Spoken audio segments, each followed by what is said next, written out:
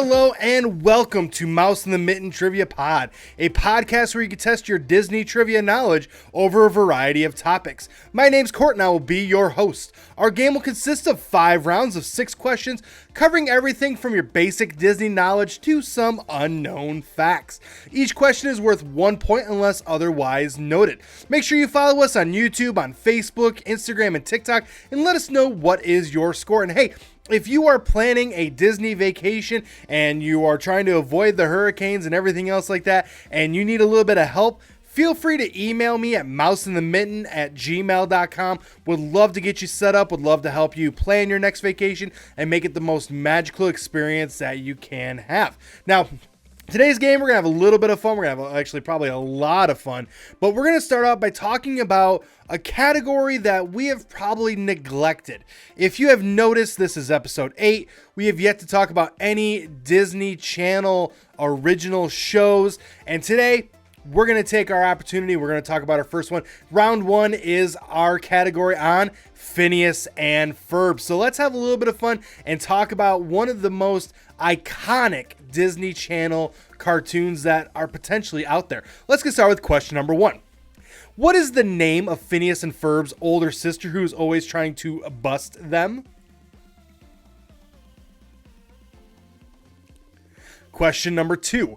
What is the name of the evil scientist and inventor who constantly seeks to conquer the tri-state area? Question number 3. What is the catchphrase often used by Phineas Flynn when he begins his imaginative projects? Question number 4. Who is the leader of the Fireside Girls Troupe and known for earning numerous badges? Question number 5. What are the names of Phineas and Ferb's pet platypus and secret agent alter ego? And question number 6. Which pop star voiced the character of Candace's friend, Stacy Hirano? I'm going to give you a few seconds worth of music, try to come up with those answers, and then I will return.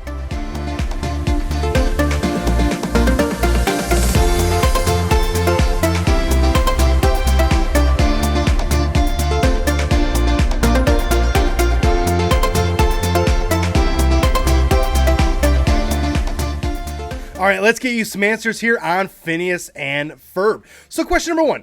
What is the name of Phineas and Ferb's older sister who's always trying to bust them? Always trying to, catch them in the act? Well, that is Candace Flynn. Question number 2. What is the name of the evil scientist and inventor who constantly seeks to conquer the tri-state area? Well, that is, of course, Dr. Heinz Doofenshmirtz. I always struggle to say the name because I don't have a lot of German roots in me.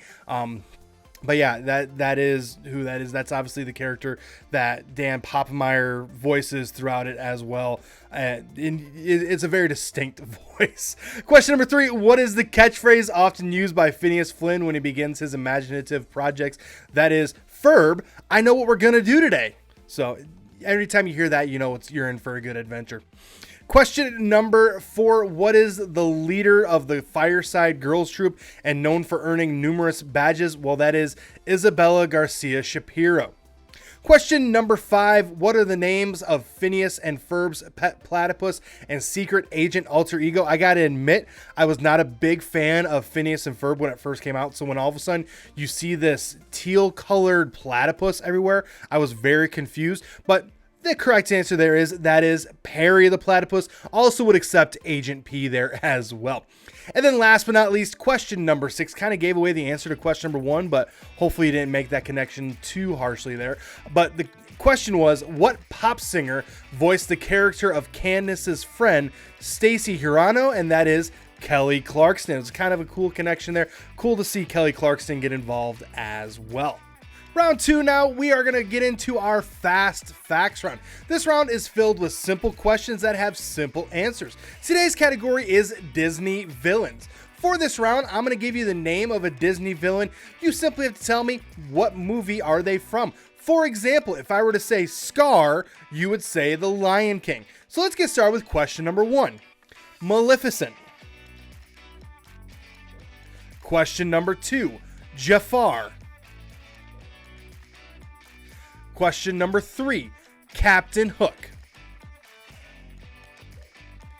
Question number 4. The Queen of Hearts. Question number 5. Governor Ratcliffe. And question number 6. Dr. Facilier. Now, if you listen carefully, you might have heard Milo telling you some of those answers there from the room next to me. He's barking. There's another dog barking outside. So he might be giving you some of the answers if you listen carefully. But question number 1, Maleficent. Well, Maleficent is from Sleeping Beauty. Obviously, turns into the dragon, everything else like that. Really iconic when you think of the different types of villains that are in the Disney lore. She might be one of the most recognizable. Number 2, Jafar. Well, Jafar is from Aladdin. Question number 3, Captain Hook. Well, obviously that is from Peter Pan. We talked about one of his partners being a sidekick last week. This week, Captain Hook is one of the villains. Question number 4, the Queen of Hearts. That is from Alice in Wonderland. The most out of balanced villain that there is. She was happy, then she was sad. She's happy, then she's sad. Queen of Hearts is just, she's weird to me. And then question number 5, Governor Ratcliffe. That is from Pocahontas. He's the one that, basically sits back, does nothing, but then claims, this is Jamestown, and then tries to fight the Indians and everything else like that. Turns out that he's the bad guy and was very greedy, especially when he found out there was no gold there. He was very upset. And then last but not least, Dr. Facilier.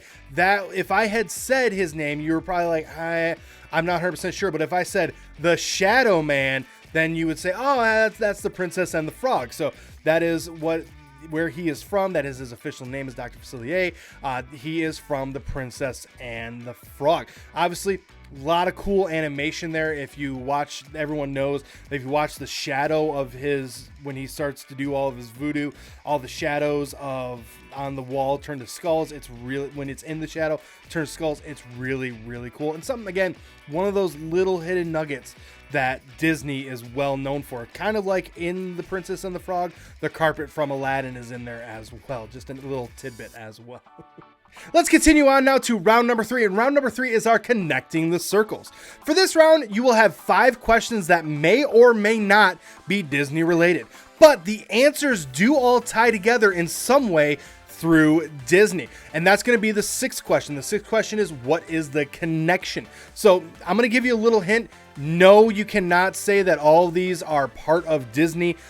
They all tie together in another very specific way. So let's get started with question number 1. As of 2014, what song has been played more than 50 million times? Question number 2. Where can you hear the song, There's a Great Big Beautiful Tomorrow?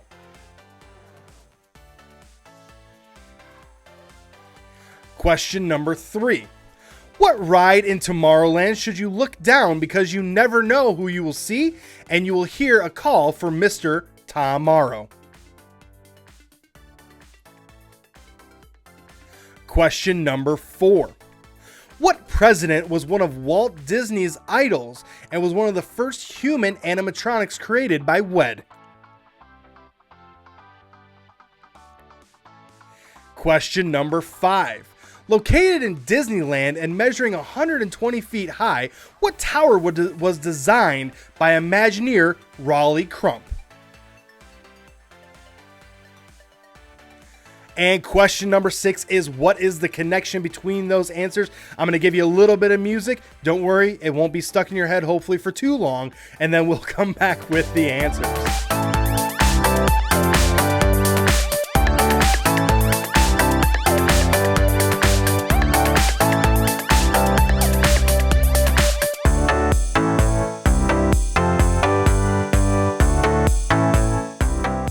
All right, let's connect those circles. So question number 1. As of 2014, what song has been played more than 50 million times? Well, correct answer there is It's a Small World. Now, I have looked and I have looked and I looked, and I could not find a more recent total than as of 2014, the 50 million. My guess is it's probably up over, probably close to 60 million, because you figure it's been about 10 years since that, and the connection there, you'll see it later if you haven't figured it out already. But the connection there, you would figure they're probably upwards of 60 million plays at this time, especially now that It's a Small World is in every single park around the world. Now, question number 2, where can you hear the song There's a Great Big Beautiful Tomorrow? Well, that is the Carousel of Progress. Now, one of my favorite features of the Carousel of Progress, especially the one down in Disney World, is that it is the original one that ties this all together. And it's the one that we can undoubtedly say Walt was there. So it's kind of cool to think that in Disney World, Walt Disney stood in that theater at one point as well. Question number 3, what ride in Tomorrowland should you look down because you never know who you will see, and you hear during this ride a call from Mr. Tom Morrow, calling Mr. Morrow, Mr. Tom Morrow? Well, that would be my wife's favorite ride, the People Mover. It is a fantastic ride. My wife loves it. She has a shirt that says the People Mover. If there's a fan club for the People Mover, she would be trying to chair that club and be very excited about it. Question number 4, what president was one of Walt Disney's idols and was one of the first humans that they made into an animatronic over at WED? Well, that is Abraham Lincoln. Question number 5, located in Disneyland and measuring 120 feet high, what tower was designed by Imagineer Raleigh Crump, who he just a few months passed away? His mark on Disney is indelible. But the correct answer there is the Tower of the Four Winds. So you had answers such as It's a Small World, the Carousel of Progress, the People Mover, Abraham Lincoln, and the Tower of the Four Winds. Well, the connection there is all of those were part of the 1964-1965 New York City World Fair. Obviously, Walt played a huge part in that World Fair. He used it as a way to kind of test some of these concepts out. He used it as a way to kind of create some of these new concepts. Now, the People Mover was not the People Mover. What they did there, it was sponsored by Ford, and what you would do is you would climb up into a Mustang, into a Lincoln, into a Mercury of some kind, because that was all under the Ford, and you would ride around in a similar fashion that you would on the People Mover, where it's continuously moving, it doesn't stop, you hop on in, and then you go. It was also a great way for Ford to be able to hype up their Mustang, because technically the Mustang came out in 1966, so by it being part of the 64-65 World's Fair, that's what amplified the excitement for the Mustang to come out the next year. So yeah, our connection there, all of those were part of the 1964-65 New York City World's Fair. Round number 4 now, and round number 4 is typically reserved for our anniversary movies. And today we are going to talk about one of the most celebrated, one of the most cherished, and one of the most beloved Disney movies ever created. And that is Mary Poppins. So let's celebrate this movie that has one of the longest words in Disney history, along with a couple of songs that are definitely going to be stuck in your head for the rest of the day. So let's get started with question number 1. Within 3, what year did the original Mary Poppins come out? Question number 2. Who plays the role of Mary Poppins in the original film adaptation? Question number 3. In the movie, what is the name of the father of the Banks family? And no, Mr. Banks will not be accepted. We're looking for first and last name here. Question number 4. What is the name of the animated scene in Mary Poppins where the characters jump into the sidewalk chalk drawing? Question number 5. What 2013 movie was inspired by the creative process of making Mary Poppins? And question number 6. What movie would you find the line, "I'm Mary Poppins, y'all"? All right, I'm going to give you a little bit of music and then we will return with the answers.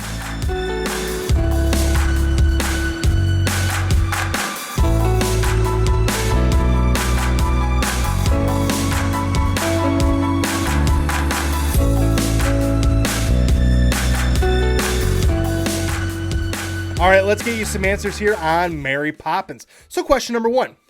Within 3, what year did the original Mary Poppins come out? Well, it came out August 27th, 1964. So in order to get the point there, you would have had to say between 1961 and 1967. Now, if you watch the movie back, seeing some of the things that they did in that movie just makes you go, because think about that. That's 1964. They probably filmed it in 62. Just some of the ways they did things, it always makes me curious how they did some of those movie magic things way back then. Now it's just all computer CGI, everything else like that. But back then, how did they do that? That's going to be my question until I get some answers. Question number 2, who played the role of Mary Poppins in the original film adaptation? Well, that is Julie Andrews. Now, yes, Angela Lansbury was Mary Poppins, but that was a different version. That was, I think, a TV series, if I remember correctly. She did play Mary Poppins, but for the film adaptation, it was Julie Andrews. Now, in a kind of funny thing, though, the guy that played Mr. Banks is the same guy. So they did have some characters crossover, but for the most part, Mary Poppins was, and a lot of us associate Mary Poppins with Julie Andrews. Question number 3, in the movie, what is the name of the father of the Banks family? Well, that is George Banks. Again, Mr. Banks would not qualify here. We were looking for first and last name. Question number 4, what is the name of the animated scene in Mary Poppins where the characters jump into the sidewalk chalk drawing? That's also where we hear the song Supercalifragilisticexpialidocious. That is Jolly Holiday. And then question number 5, what 2013 movie was inspired by the creative process of making Mary Poppins? That was Saving Mr. Banks. It's a great movie. Tom Hanks plays Walt and does a great job. The Sherman Brothers were the people that got to play the Sherman Brothers were fantastic in that. And it's just a really solid movie. It's a really cool movie about how what Walt had to do to get the rights to Mary Poppins and how they all came together, the recordings, everything else like that is just phenomenal. And then last but not least, question number 6, what movie would you find the line, "I'm Mary Poppins, y'all"? That is from Guardians of the Galaxy Volume 2. So there's a scene, it's one of the final battle scenes. Yondu is floating on some sort of stick of some kind, and Peter Quill goes, "You look like Mary Poppins." And Yondu's like, "Is Mary Poppins cool?" And he goes, "Yeah, she's cool." And then he yells out, "I'm Mary Poppins, y'all," which is just hilarious. And it's just a reminder of how good of a series the Guardians of the Galaxy were and how great and iconic of a movie Mary Poppins is. All right, let's wrap up today's game with a round that we're titling Disney Soundtracks. So here's what we're going to do for this round. We're going to end today's game with a little bit of musical fun. What I'm going to do here is I'm going to list 3 songs from a Disney movie's soundtrack. You just have to simply name the movie that has that soundtrack. So I'll name 3 songs. You say the movie that those 3 songs come from. So let's get started with question number 1. Two Worlds, Trash in the Camp, and You'll Be in My Heart. Question number 2. Scales and Arpeggios, Thomas O'Malley Cat, and Everybody Wants to Be a Cat. Question number 3. A Beautiful Spring Day, Old Thunder Always Wins, and Cruella de Vil. Question number 4. Spirit in the Sky, Na Na Hey Hey Kiss 'Em Goodbye, and Ain't No Mountain High Enough. Question number 5. Immortals, Nerd School, and I'm Satisfied with My Care.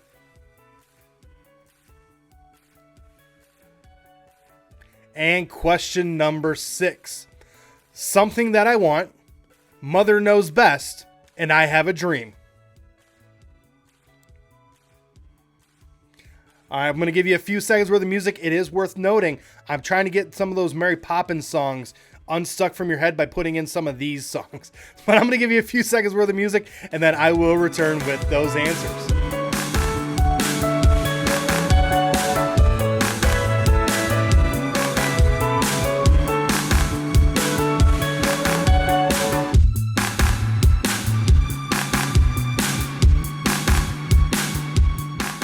All right, let's wrap up today's game by getting even more songs stuck in your head. And question number 1, Two Worlds, Trash in the Camp, and You'll Be in My Heart. Well, that is from Tarzan. Obviously, You'll Be in My Heart is one of the most iconic songs from that movie, but Trash in the Camp is a very unique song and one of the only times that you see in sync on any of the Disney songs as well. And for me, that's a little bit heartbreaking.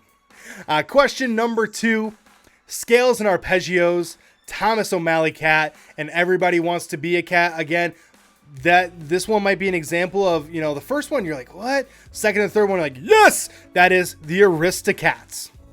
Question number 3, A Beautiful Spring Day, Old Thunder Always Wins, and Cruella de Vil. That is 101 Dalmatians. That is the probably perfect example of the first two songs. You're going, no clue. Third one, yep, this one is 101 Dalmatians. So that one is 101 Dalmatians. Next one, Spirit in the Sky, Na Na Hey Hey, Kiss 'Em Goodbye, and Ain't No Mountain High Enough. That is from Remember the Titans. No, I did not intend on those first two to rhyme. They just happened to be that way. But this is by far one of my favorite movies. So anytime we start talking about music, I'm going to probably try to sneak in a song from Remember the Titans. Plus, in an ironic twist, it's the only live action movie. All the rest of these are cartoons as well. But, it's still all just for fun anyway. Moving on now to question number 5. We have Immortals, Nerd School, and I'm Satisfied with My Care. If you know the movie, the first one, you got it right away. If you didn't know the movie, this one maybe confused you a little bit. This is Big Hero 6. Now, Big Hero 6, they don't have a lot of original songs that are part of that in terms of what would be like a radio release song, but Immortals is the big song from that. Nerd School is the scene where they go to the school, and then I'm Satisfied with My Care is right at the end. Anytime, if you've seen Big Hero 6, as soon as you hear that song, your heart immediately breaks, you start crying, and we all know why. And then last but not least, question number 6, Something That I Want, Mother Knows Best, and I Have a Dream. Well, that is from Tangled. Now, my wife is going to get very mad at me because I did not include At Last I See the Light, but these are still 3 very good songs. Yesterday we brought our daughter in for her 1-year checkup, and they had just finished the movie Tangled. So Something That I Want was playing, and I'm dancing with our daughter and just having a little bit of fun. And I think I amazed all of the nurses working as to, holy cow, how does he know this so well? But at the same point, we're talking about Tangled, one of my all-time favorite Disney animated feature films, and I have to thank my wife for showing me that for the first time. All right, well, that's all that we have for this week. I want to thank you for tuning in this week. I will return next week, Thursday, with more questions and more fun. Make sure you're following us on Apple. Make sure when you select to follow, you select to automatically download. If Apple isn't your thing, make sure you're subscribed everywhere else. If you are watching us here on YouTube, make sure you're subscribed here on YouTube. Click that bell for notifications. Comment down below what your score is this week, and wherever you can, leave a 5-star review, thumbs up, whatever. Would love to see it. And if you want to follow us on social media, you can follow us at Mouse in the Mitten on YouTube, Facebook, Instagram, and TikTok. Those are all great places in which you can reach me to be able to, if you want to book a Disney vacation, if you have questions about your Disney vacation, you can reach me there, or you can email me at mouseinthemitten@gmail.com. All those locations also have links to a Google form. If you want to fill one of those out, I can help you plan and execute your next Disney vacation and have a fantastic time. Well, hey, that's all we have for today. My name's Court. The dog's name is Milo. I appreciate you tuning in. I hope you return next week for more questions and more fun, and I will see you next time.